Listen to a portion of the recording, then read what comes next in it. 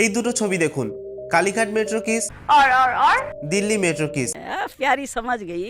কি কিছু মনে পড়ছে? এইসব ঘটনা নিয়ে রে রে করে উঠেছেন নেট নাগরিক। আসলে পাবলিক ডিসপ্লে অফ অ্যাফেকশন বা পিডিএ সব ক্ষেত্রে সমাজ অনুমোদন করে না। আচ্ছা, আপনি কখনো ভেবে দেখেছেন স্থান কাল পাত্র ভুলে কাছের মানুষকে পাশে পেলেই চুম্বনের এত তীব্র বাসনা কেন হয়? কেন এত আকর্ষণ ফিল করে মানুষ? এর পেছনে বিজ্ঞানটা কি? ঠিক কোন রসায়ন কাজ করে এই চুম্বনের পিছনে? জানতে ইচ্ছে করছে? চলুন জানা যাক।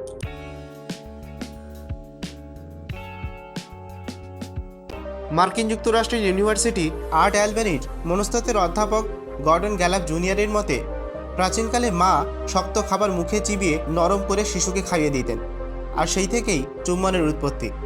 আসলে ঠোঁটের প্রান্তভাগে অসংখ্য স্নায়ু মিলন ক্ষেত্র। চুম্বনের সময় সেগুলি সক্রিয় হয়ে মস্তিষ্কে সুখানুভূতির সংকেত পাঠায়, ফলে মস্তিষ্ক থেকে ডোপামিন ও সেরাটোনিন নামক হরমোনগুলি ক্ষরিত হয়। বিশিষ্ট জৈব নৃতাত্ত্বিক হেলেন ফিশার এটিকে প্রেমের তাড়না বলে মনে করেন। আসলে ডোপামিনের সঙ্গে ভালোবাসার অনুভূতির এক নিবিড় যোগসূত্র রয়েছে। পুরুষের লালায় অধিক পরিমাণে টেস্টোস্টেরন থাকে, যা যৌন তাড়নাকে নিয়ন্ত্রণ করে, আর চোরে চোরে মাস্তুতো ভাই ডোপামিন ও সেরোটোনিন জোটে বন্ধু হয়ে ফলে প্রেমের তাড়নার যাওয়ার রাস্তা খুঁজে পায় না।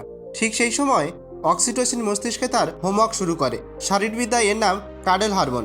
এই অক্সিটোসিন হলো ডাবল ইঞ্জিন সরকার। শুধুমাত্র প্রিয় মানুষের সঙ্গেই ঘনিষ্ঠতা অনুভূতি তৈরি করে না, শরীরে স্ট্রেস বা চাপের জন্য দায়ী কার্টিসল হরমোনের মাত্রাও কমিয়ে দেয়। আসলে কেবল শারীরবৃত্তীয় তাড়নার জন্য মানুষ চুম্বনে লিপ্ত হয় না, এর পেছনে অনেক মনস্তাত্ত্বিক ও সামাজিক প্রভাবও রয়েছে।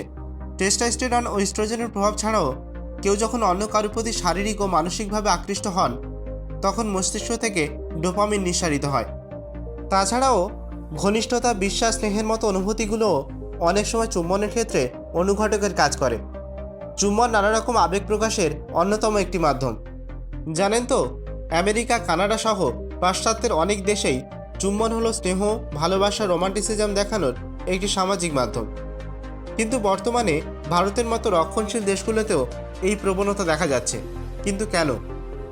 ঠিক এই কৌতূহল নিরসনের জন্য কানসাস বিশ্ববিদ্যালয়ের গবেষকরা একগুচ্ছ যুগলদের ওপর সমীক্ষা চালিয়েছেন।